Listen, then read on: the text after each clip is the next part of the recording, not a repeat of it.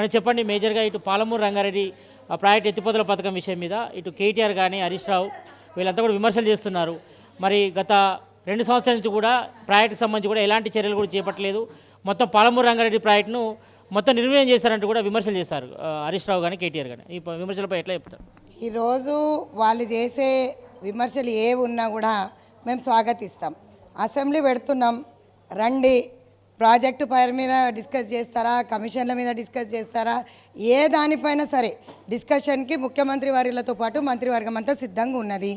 మీరు ఏమి మాట్లాడుతున్నారో మేము పేపర్ మీద పెట్టి మరి ప్రాజెక్ట్ ప్రజెంటేషన్ ఇస్తాం, దానికి సమాధానం చెప్పమని కోరుతున్నాం.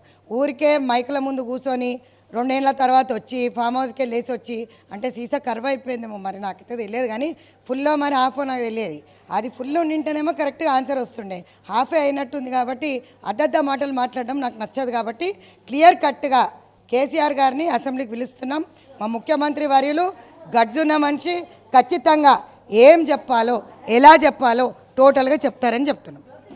సీఎం రేవంత్ రెడ్డిని పట్టుకొని ఇటు మరుగుజు మనస్తత్వం, స్ట్రీట్ రౌడీలో బిహేవ్ చేస్తుండు, ఆ భాష మార్చుకోవాలి ఎన్నిసార్లు చెప్పినా కూడా మారట్లేదు అంటూ కూడా హరీష్ రావు కామెంట్ చేశారు. ఇప్పుడు మరుగుజ్జు మనస్తత్వమా ఏదా?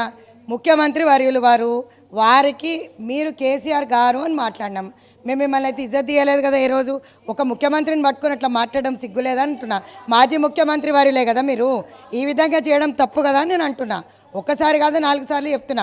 మరిగుజ్జా, స్ట్రీట్ రౌడియా, నీ దగ్గరికి వచ్చేస్తే నీ గల్లీలో కొట్లాడలేదు కదా. నువ్వన్నా ముఖ్యమంత్రి ఇంటికి పంపించి గతంలో ఉన్న పీసీసీ అధ్యక్షులు ఆయన లేపుకొని తీసుకుపోయినారు. ఈరోజు మీరు ఆలోచించాలి అది కూడా.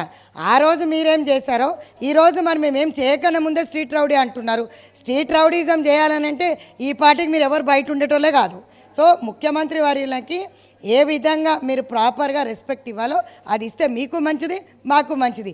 మీరు మాట్లాడిన భాషలోనే మేము కూడా మాట్లాడతాం. మరి